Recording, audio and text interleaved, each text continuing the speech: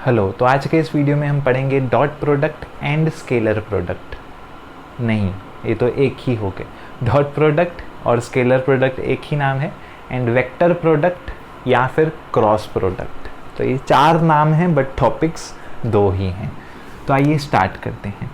अब हमने देखा वेक्टर को ऐड कर सकते हैं, वेक्टर को सब्ट्रैक्ट कर सकते हैं, वेक्टर को मल्टीप्लाई कर सकते हैं, बट हमने जो मल्टीप्लिकेशन हमारी वीडियोस में देखा था वो था मल्टीप्लिकेशन बाय अ स्केलर। मतलब अगर ये वेक्टर है a इज इक्वल्स टू 3 और अगर मैं k इज इक्वल्स टू 2 से इसको मल्टीप्लाई कर दूं तो मुझे एक नया वेक्टर मिलेगा b जो कि होगा ak एंड जिसकी वैल्यू होगी 6। तो ये था multiplication of a vector by a scalar. By a scalar. अब हमको करना है वेक्टर का multiplication with a vector. Vector का मल्टीप्लिकेशन करना है विथ अ वेक्टर, इसीलिए इसको हम बोलते हैं वेक्टर मल्टीप्लिकेशन। क्या बोलते हैं इसको? Vector multiplication. Now vector multiplication के अंदर आ जाते हैं दो मेथड, जिसको बोलते हैं डॉट या फिर स्केलर प्रोडक्ट, और इसको हम रिप्रेजेंट करते हैं एक डॉट से, तभी इसको हम कहते हैं डॉट प्रोडक्ट, या फिर हम कहते हैं क्रॉस। मतलब आप समझ जाओ रिप्रेजेंट किससे करते हैं, क्रॉस या फिर वेक्टर प्रोडक्ट ऑफ कोर्स। अब सवाल है कि हमने ये भेदभाव किस बेसिस पे लिया। हमने क्या ऐसा देखा कि हमने दो वेक्टर्स मतलब दो टाइप्स लिए, इनको नाम दिया। तो जिस मल्टीप्लिकेशन का जो आंसर है, अगर आंसर हमको एक नंबर मिलता है, समझो 6, तो 6 क्या है, स्केलर है कि वेक्टर है? तो वो है स्केलर, मतलब नाम दे दो स्केलर प्रोडक्ट। अगर हमने कुछ किया और उसका आंसर मिलता है कुछ ऐसा, vector 3i cap plus 4j cap, तो आंसर में क्या मिला, वेक्टर, तो उसको बोल दो वेक्टर प्रोडक्ट। तो आइए कुछ देखते हैं, स्टार्ट करते हैं कैसे ये दिखते हैं और ये कैसा मल्टीप्लिकेशन है। तो कुछ चीज़ें हम डिफाइन नहीं कर सकते हैं, ये चीज़ें अपने दिमाग में डाल दो। बहुत सारी चीज़ें हम डिफाइन कर ही नहीं सकते हैं। जैसे कि फर्स्ट एग्जांपल, बोलो टीनेजर हो, हार्मोनल चेंजेस हो रही हैं, बोलो। समझ गए? प्यार। कोई डेफिनेशन है क्या? कोई डेफिनेशन है क्या? लव का कोई डेफिनेशन है क्या? नहीं है। सब अपने अपने तरीके से डिफाइन करते हैं, बट एग्जिस्ट करता है, सबको चाहिए, सब करते हैं, बट नहीं, वो अलग है। सब करते हैं बट डेफिनेशन है क्या? नहीं। डेंसिटी कैसे, क्या है बताओ डेफिनेशन ऑफ डेंसिटी? तो बोलोगे sir mass upon volume. Formula नहीं पूछा है, डेफिनेशन पूछा है, तो समझ गए आप। तो उसी तरीके से इन दोनों प्रोडक्ट का कोई डेफिनेशन नहीं है। डेफिनेशन नहीं है, एक प्रोसीजर है बेसिकली। ठीक है, एक प्रोसीजर है, मतलब वही है, फॉर्मूला को एक्सप्लेन करना है।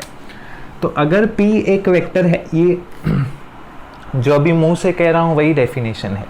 अगर P एक वेक्टर है और Q एक वेक्टर है और उन दोनों को मल्टीप्लाई करूँ, उनका डॉट प्रोडक्ट लूँ, और अगर मुझे आंसर मिलता है PQ cos थीटा, तो इस प्रोडक्ट को बोलते हैं हम डॉट प्रोडक्ट। इसको अंग्रेजी में कहो तो when two vectors P and Q are multiplied, we get result PQ cos theta which is known as dot product। Language अलग अलग बुक में वेरी होगी, मैंने आसान भाषा में बताने की कोशिश की है। तो यहाँ पर हमें आंसर क्या मिलेगा? आंसर मिलेगा स्केलर, क्योंकि हम क्या पढ़ रहे हैं, स्केलर प्रोडक्ट। तो आइए डायरेक्टली हम सम स्टार्ट करते हैं। अब इसका सम डायरेक्ट फीलिंग लाने वाला करते हैं। क्या करते हैं? डायरेक्ट फीलिंग लाने वाला। अदरवाइज कोई पूछ सकता है भाई वास्तव में ये चीज़ क्या है, वास्तव में इसका एग्जिस्टेंस क्या है। और ये चीज़ भी मैं कहूँगा, अगर आप मेरी सीरीज़ ही मेंटेन करते आए हो, 11th में मुझे नहीं पता थी। डॉट प्रोडक्ट पता था, सारे सम्स धराधर करते गया था, टपाटप आप कह सकते हैं आजकल की भाषा में, बट फिज़िकल मीनिंग क्या है मुझे नहीं पता थी, ये मुझे ग्रेजुएशन में पता चली। तो आइए समझते हैं। अगर मेरे पास ये डस्टर है और इस डस्टर को मैं हटा रहा हूँ इस फोर्स से, ठीक है, इस फोर्स से, और ये डस्टर 1 मीटर की दूरी तक हटा है, तो बताइए मैंने कितना काम किया। तो definitely work is equals to force into displacement. Force है मेरा 5 newton and 5 multiply by 1 is equals to 5। क्या ये मैंने सही किया है क्या? तो इसका आंसर है सही नहीं है। यहाँ पर ये मैंने गलत लिखा है क्योंकि ये डॉट प्रोडक्ट है, ये मल्टीप्लिकेशन नहीं है। P और Q कोई भी वेक्टर्स हो सकते हैं, P और Q कोई भी वेक्टर्स हो सकते हैं। तो यहाँ पर ये कैसे होगा? ये होगा work is equals to the force और डिस्प्लेसमेंट का डॉट प्रोडक्ट। दिखने में तो सेम है मल्टीप्लिकेशन, बट सेम नहीं है। तो F ds cos थीटा जैसे यहाँ पर है। अब इन दोनों के बीच का एंगल क्या है? तो फोर्स है इस डायरेक्शन में, डिस्प्लेसमेंट भी है इस डायरेक्शन में, तो ये दोनों चीज़ें एक ही डायरेक्शन में हैं। तो इनको एक के ऊपर एक बनाऊँ तो थीटा इज़ 0। एंड अगर आपको कॉस का ग्राफ याद हो तो कुछ ऐसा होता है 0, 90, 180, 270, 360। तो कॉस ऑफ 0 इज़ 1। तो यहाँ पर F ds बचेगा जो कि हो जाएगा 5 × 1 इज इक्वल्स टू 5। अब बोलोगे सर ये क्या है, मतलब ये आंसर तो वही आया ना? नहीं। अब मेरी बात को समझो। अगर अभी मुझे कोई अचानक से कोई स्टूडेंट आके बोल रहा है सर मैंने डस्टर को यहाँ हिलाया 4 न्यूटन के फोर्स से और डस्टर हिला ऊपर के डायरेक्शन में 1 मीटर, तो पहली बात तो मैं उससे पूछूंगा भाई कुछ पी के आए हो क्या? ये क्योंकि पॉसिबल नहीं है। तुम यहाँ हिला रहे हो, डस्टर ऊपर जा रहा है, मतलब रात को सोए नहीं थे या कुछ ऐसे ही सवाल, क्योंकि ये आम जिंदगी में तो पॉसिबल नहीं है। बट फिर भी वो कह रहा है नहीं सर ये ऐसा ही होता है, मैंने किया है ऐसे बहुत बार। तो अब मैं क्या करूँगा, देखूँगा। अच्छा ठीक है भाई देखता हूँ। तो work is equals to force into displacement, not into but dot product. तो ये मुझे मिलेगा कॉस ऑफ थीटा। F है 4 न्यूटन, डिस्प्लेसमेंट है 1 मीटर। कॉस कितना है भाईजान? कॉस कितना है? तो कॉस है यहाँ पर 4 और यहाँ पर जो कॉस है वो है ऊपर, मतलब एंगल देखो, यहाँ पर एंगल है ऐसा एंड यहाँ पर एंगल है ऐसा। तो ये तो हो गया 90 डिग्री। ये एंगल कौन सा हो गया? 90 डिग्री। सो ये हो गया cos 90। cos of 90 is equals to 0। 4 × 1 × 0। मुझे प्रूफ मिल गया कि वो मुझसे झूठ बोल रहा है। समझ गए? वो मुझसे झूठ बोल रहा है। तो ये है डॉट प्रोडक्ट का फिजिकल सिग्निफिकेंस, मीनिंग है ये। मतलब ये शायद किताब में नहीं भी मिले। ओके, यहाँ लिखी हुई चीज़ें कम समझ में आती हैं, जब कोई समझाए तो अच्छे से समझ में आए। तो मुझे भी किसी ने ये एग्जाम्पल देकर समझाया था, तो इसीलिए ये एग्जाम्पल मैं रिपीट कर रहा हूँ। ये है फिजिकल मीनिंग। अब बात करते हैं वेक्टर प्रोडक्ट की। नो डाउट और भी कई चीज़ें हैं यहाँ पर डिस्कस करने की, बट मैं आपको जो मेन मकसद है वो मिस नहीं करना चाहता। तो वेक्टर प्रोडक्ट, अब वेक्टर प्रोडक्ट में आंसर क्या मिलता है? वेक्टर प्रोडक्ट में आंसर मिलता है हमें, अब डिफाइन कैसे करते हैं? When two vectors a and b are cross multiplied, we get AB sin theta which is defined as a vector product। यही है वेक्टर प्रोडक्ट का डेफिनेशन। बट यहाँ पर हमको आंसर जो है, जो हमें आंसर है वो मिलता है एक वेक्टर। ये बात हमें समझनी है। तो वेक्टर है तो उसके पास मैग्नीट्यूड तो रहेगा ही, पर साथ ही साथ उसके पास डायरेक्शन भी रहेगा। अगर डायरेक्शन है तो वो कौन सा रहेगा, तो वो हमें सोचना है। तो अब समझो यहाँ पर एक वेक्टर है A और यहाँ एक वेक्टर है B। अब दोनों को जब मल्टीप्लाई करेंगे तो यहाँ अगर मैं A क्रॉस B बोल रहा हूँ तो पहले A क्रॉस A से स्टार्ट करो। जो रूल हम लगा रहे हैं उसको बोलते हैं राइट हैंड थंब रूल। अब ऐसा कुछ मत कह देना कि आप रेसिज्म या नार्सिज्म या ये वो, कि आप राइट हैंड का यूज़ कर रहे हो, लेफ्ट हैंड को एक समान नहीं मान रहे हो, आप सेक्युलर नहीं हो, प्लीज़। ठीक है, रूल है, मैंने नहीं बनाया है, मैं सिर्फ समझाने का प्रयास कर रहा हूँ। तो यहाँ पर राइट हैंड रूल अगर कहा है कि ए से स्टार्ट करो, मतलब ए से ही स्टार्ट करोगे। तो यहाँ से ए स्टार्ट करो, बी किधर आ रहा है, तो बी है इधर। तो अंगूठे का डायरेक्शन कहाँ है, थंब का डायरेक्शन कहाँ है, तो थंब का डायरेक्शन है बाहर के तरफ। इसका मतलब जो मुझे आंसर मिलेगा, जो मुझे इनका आंसर मिलेगा उसका डायरेक्शन कहाँ होगा, बाहर के तरफ। अब बाहर को हम रिप्रेजेंट कैसे करते हैं, तो वो हम रिप्रेजेंट करते हैं अब बाहर के तरफ। अभी मैं यहाँ से बाहर की तरफ आ रहा हूँ, तो क्या नज़र आ रहा है, क्या नज़र आ रहा है, क्या नज़र आ रहा है, तो आपको नज़र आ रही है एक पॉइंट, ठीक है। तो वहाँ पर अगर कोई चीज़ बाहर की तरफ आ रही है तो हम रिप्रेजेंट करेंगे पॉइंट से, मतलब ये बाहर आ रही है, ठीक है, कोई बात नहीं, होता है, सीखना है, चलना है। तो कोई कह सकता है कि यार ए से बी मैं ऐसे भी तो जा सकता हूँ, ठीक है, ए से बी जाना है, सिर्फ ऐसा क्यों जाऊँ, पूरा उल्टा घूम के भी जा सकता हूँ। रहते हैं लोग, झेलना है, क्या कर सकते हैं। तो ठीक है, ऐसा पॉसिबल नहीं है, आपको जो शॉर्टेस्ट एंगल है वो कवर करना है, ये रूल है राइट हैंड थंब रूल का। तो अगर मैं बी क्रॉस ए बोलूँ तो आंसर क्या आएगा, तो इस सिचुएशन में आंसर अलग आएगा। अगर आप बी से ए पे जाएं शॉर्टेस्ट एंगल, तो देखिए आंसर अंदर के तरफ जा रहा है। अगर कोई चीज़ ऐसे त्रिशूल अंदर की तरफ जाए एरो, तो हमें कुछ क्रॉस नजर आएगा। So that's it. तो ये है वेक्टर प्रोडक्ट की मीनिंग। ये तो खास नहीं है, मतलब ये तो सब समझा देते हैं। वो वर्क फोर्स और डिस्प्लेसमेंट वाला एग्जाम्पल थोड़ा मुझे अच्छा लगता है। तो यहाँ पर आइए थोड़ा सा अब फिज़िक्स के टर्म्स में जाते हैं। अब मीनिंग समझ गई आपको, अब ऐसा नहीं है कि कुछ नॉलेज ही नहीं है, नॉलेज आ गया, बट अब थोड़ा सा हम स्पेशलाइजेशन करते हैं फिज़िक्स में। चलिए स्टार्ट करते हैं। तो प्रॉपर्टीज़ क्या हैं, तो पहले हम देखते हैं डॉट प्रोडक्ट की कुछ प्रॉपर्टीज़। तो डॉट प्रोडक्ट की अगर हम प्रॉपर्टीज़ देखने जाएं, तो यहाँ पर हमें पता है कि P dot Q is equals to P Q cos of theta, इतना हमको पता है। बट ये चीज़ें सफिशेंट नहीं हैं, ठीक है। एक दूसरी इसकी मीनिंग है, वो भी हमें देखनी पड़ेगी।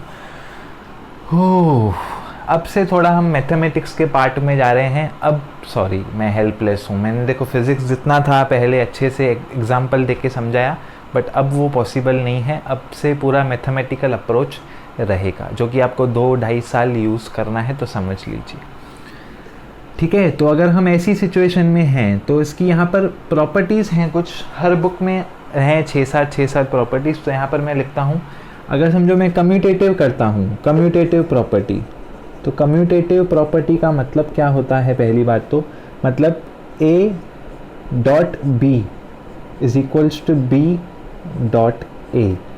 अभी ये नहीं समझ में आ रहा है वेक्टर के टर्म्स में, तो सिंपल एडिशन जाओ, addition is a commutative. 3 + 5 is equals to 5 + 3, तो वही है वेक्टर्स में भी। मतलब अगर P वेक्टर और Q वेक्टर को आप मल्टीप्लाई करोगे, जो आंसर आएगा, सॉरी यहाँ पर 4 बज गए हैं, तो थोड़ा समय समझ गए आप रात के 4, तो थोड़ा वीकनेस महसूस हो रही है। हाँ, तो कम्यूटेटिव, हाँ, P डॉट Q का जो आंसर आएगा वही आंसर Q डॉट P का आएगा। कहाँ पर, डॉट प्रोडक्ट में। वेक्टर्स में ऐसा नहीं है। तो वेक्टर्स में कैसा है, वेक्टर्स में जो कम्यूटेटिव है वो एग्जिस्ट नहीं कर सकता। क्यों, क्योंकि A क्रॉस B जो है वो तो आएगा बाहर के डायरेक्शन में, अभी बताया। बट जो B क्रॉस A है वो तो जाएगा अंदर के डायरेक्शन में, तो वो पॉसिबल नहीं है। देखा ना अभी जस्ट। तो अगर मुझे इनको इक्वल कराना ही है ज़बरदस्ती, तो यहाँ पर एक माइनस की साइन लगा दूंगा। तो मतलब इसका B क्रॉस A कहाँ आएगा, अंदर के डायरेक्शन में। A क्रॉस B कहाँ है, बाहर के डायरेक्शन में। माइनस आ गया, मतलब अंदर का, उसको माइनस करो। 3 है, उसको बनाओ -3। ऐसे इलाहाबाद है, उसको बनाओ प्रयागराज। कुछ ऐसा यहाँ पर कॉन्सेप्ट है, ठीक है। तो यहाँ पर कम्यूटेटिव आपको समझ गया। सेकंड प्रॉपर्टी है डिस्ट्रीब्यूटिव, जो कि शायद से तो दोनों में लगती है, बरोबर दोनों में लगती है। मतलब 3 इंटू समवॉट लाइक 4 + 3, ठीक है। तो यहाँ पर आप क्या करोगे, 3 इंटू 4 + 3 इंटू 3, ऐसा कर सकते हो क्या, तो आंसर आएगा। करके देखते हैं। 4 + 3 7, 7 3 21, यहाँ आएगा 4 3 12, 3 + 3 9। तो ये हाँ डिस्ट्रीब्यूटिव एडिशन में काम कर रही है, तो उसी तरीके से यहाँ भी काम करेगी। अगर हम कुछ ऐसा करते हैं, यहाँ प्लस की साइन आनी चाहिए, हाँ यहाँ प्लस की साइन आनी चाहिए, is equals to A dot B plus B dot C. Same चीज़ें वेक्टर में भी लागू होंगी। अगर हम A cross B plus C कर रहे हैं तो A cross B plus B cross. इसी तरीके से यहाँ पर एसोसिएटिव करके एक प्रॉपर्टी होती है, वो भी सेम ही रहती है, बस ब्रैकेट्स को मल्टीप्लाई करना पड़ता है, यहाँ अप्लाई हो जाएगी। एक्चुअली डिस्ट्रीब्यूटिव को ही एसोसिएटिव कहते हैं, मतलब एक्सपांड करना। यहाँ अप्लाई ये नहीं हो पाएगी क्योंकि आंसर्स जो हैं वो अलग आएंगे, ठीक है। तो वो आप देख लीजिए, बुक में से देख लो, समझ में आ जाएगा। यही लॉजिक लगाओ एडिशन और मल्टीप्लिकेशन का। अब जो मेन कॉन्सेप्ट है वो हम समझते हैं। देखो यहाँ पर रहते हैं यूनिट वेक्टर्स। क्या रहते हैं यूनिट वेक्टर्स? आई कैप, जे कैप, के कैप, ठीक है। अगर मुझे फाइंड करना है आई डॉट आई कैप क्या होता है, ये अभी काम आएगा, टाइम पास नहीं करा रहा हूँ। अभी 2 मिनट में ऐसा भयंकर काम आएगा कि आप बोलोगे ये क्या हो गया। अगर आप ऐसे 1-2 मिनट यहाँ भी हो जाओगे ना, मतलब सोचोगे अरे ये क्या हो गया।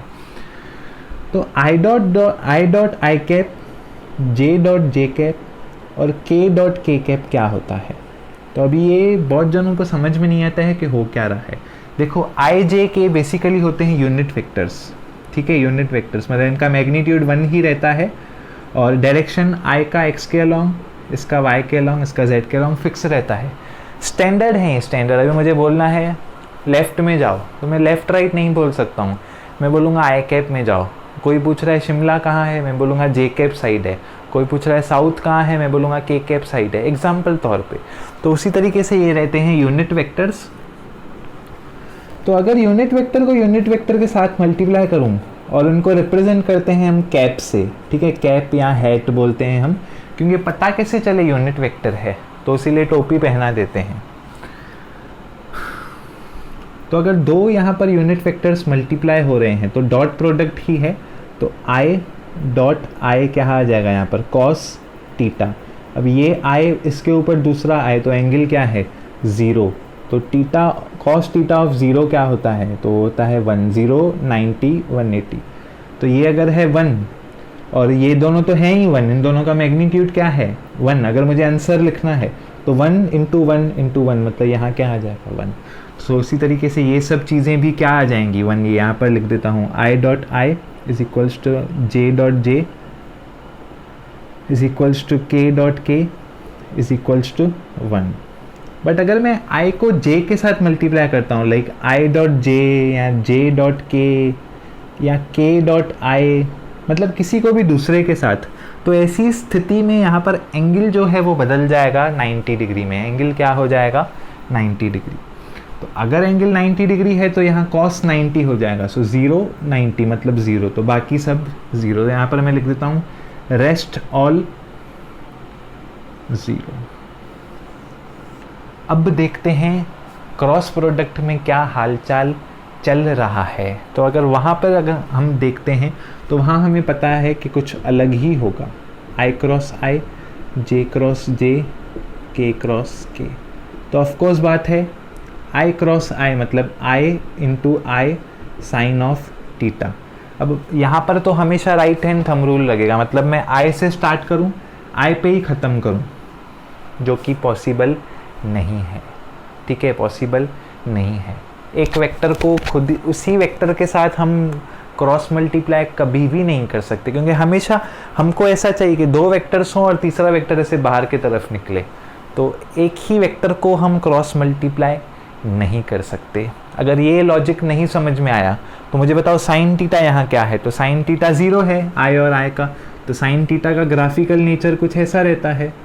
तो 0 यहाँ पर 0 मतलब साइन ऑफ 0 0, एवरीथिंग इज 0, यानी कि एकदम उल्टा हो गया वहाँ पर।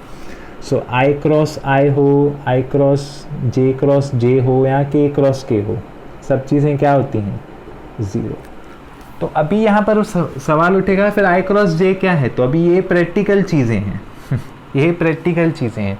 तो आई क्रॉस जे क्या है, आई क्रॉस जे ये 3D है। 3D मतलब ये उधर सोया नहीं पड़ा है, वो बाहर की तरफ आ रहा है, बट हम रिप्रेजेंट नहीं कर सकते, इसीलिए मैं वहाँ पर आपको ऐसे दिखा रहा हूँ। तो ये अगर बाहर की तरफ आ रहा है तो ये मतलब जे के है, तो आई क्रॉस जे क्या रहेगा, के। उसी तरीके से अगर मैं कहूँ के क्रॉस आई क्या है, तो वो रहेगा जे। एंड ऐसे करके हम प्रोसीड कर सकते हैं right hand thumb rule apply करके। बट मैं आपको एक ट्रिक बता देता हूँ, ये सर्कल को फॉलो करो, आई जे के, एरो बना दो एंटी क्लॉकवाइज। अभी जो सवाल है बोलो, आई क्रॉस जे के, जे क्रॉस के आई, क्योंकि डायरेक्शन सेम है, के क्रॉस आई जे, आई क्रॉस जे के, जे क्रॉस के आई, आई क्रॉस के डायरेक्शन उल्टा हो गया तो माइनस जे, जे क्रॉस के सेम ही डायरेक्शन है तो आई, के क्रॉस जे डायरेक्शन उल्टा हो गया तो माइनस आई, जे क्रॉस आई डायरेक्शन उल्टा हो गया, देखो एरो से डायरेक्शन उल्टा हो गया तो माइनस के। तो ये अपने बुक में, टेक्स्ट बुक में बना दो। सो अभी बस एक लास्ट चीज़ हम करेंगे जो कि सबसे इम्पॉर्टेंट है, वही साल भर यूज़ होती है, बट अल्लाह मैंने यहाँ से रब कर दिया, बट आपको अभी अभी बताया है तो आप समझ गए होंगे, टेंशन मत लीजिए। सो अगर एक वेक्टर है P और उसको हम लिख सकते हैं ऐसे, I के टर्म्स में, J के टर्म्स में, Z के टर्म्स में। उसी तरीके से एक वेक्टर है Q जिसको मैं लिख सकता हूँ I के टर्म्स में, J के टर्म्स में, K के टर्म्स में। तो जब इनका डॉट प्रोडक्ट लूँगा तो एक आंसर ये भी आ सकता है, I cap cancel, J cap cancel, उसी तरीके से K कैप कैंसिल। अब ये आप पूछ सकते हैं कि भाई ये क्या हो गया, ऐसे कैसे होता है सर, आप कराते नहीं हो, आधे में करा के छोड़ देते हो, है ना। तो अब डायरेक्ट इनको मल्टीप्लाई हम करके देखते हैं।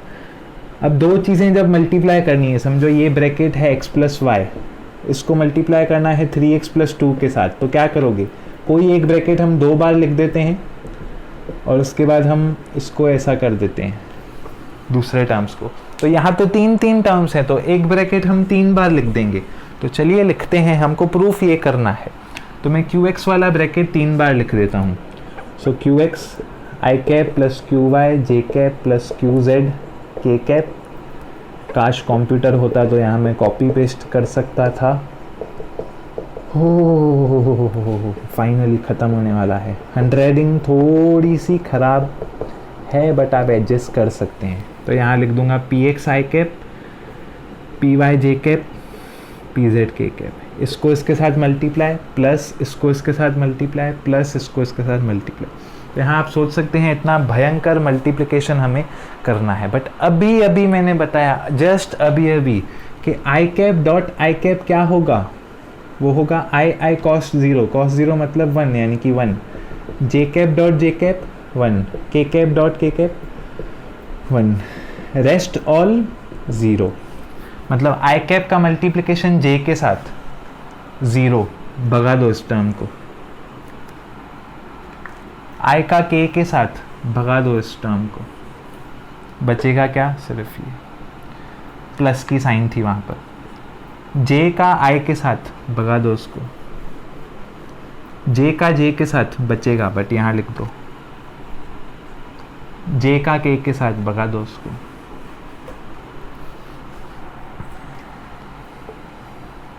K का I के साथ हट K का J के साथ भगा दो, K का K के साथ रहने दो। I डॉट I 1 गायब कर दो, J डॉट J 1 गायब कर दो, K डॉट K 1 गायब कर दो, PX QX। ठीक है, कुछ और तो मुझे मेरे हिसाब से समझाने की ज़रूरत नहीं है। उसी तरीके से हम जो वहाँ पर करते हैं क्रॉस प्रोडक्ट में, तो आपने देखा क्रॉस प्रोडक्ट हमेशा 0 रहता है, क्योंकि किसी भी चीज़ को हम मल्टीप्लाई, किसी भी वेक्टर को खुद से मल्टीप्लाई नहीं कर सकते। तो क्रॉस प्रोडक्ट का कुछ अलग कॉन्सेप्ट है। अगर A और B दो वेक्टर हैं तो उनको हम कुछ ऐसे डिटर्मिनेंट लगा के सॉल्व करते हैं, ठीक है। तो ये AX AY AZ, मैं उम्मीद करता हूँ कि आपको पता है, नहीं पता है तो मैं बता सकता हूँ, ठीक है, नहीं पता है तो मैं बता सकता हूँ। तो अगर हम पहला सेक्शन कंसीडर कर रहे हैं, मैं थोड़ा, मुझे स्पीड पकड़नी पड़ेगी बट आप समझ जाएंगे। अगर मैं पहला सेक्शन कंसीडर कर रहा हूँ तो यहाँ के टर्म्स एंड यहाँ के टर्म्स मुझे गायब करने पड़ेंगे। सो I कैप वैसा ही रखूँगा, ये दोनों गायब, this multiply by this minus this multiply by this. So AY BZ minus B Y A Z.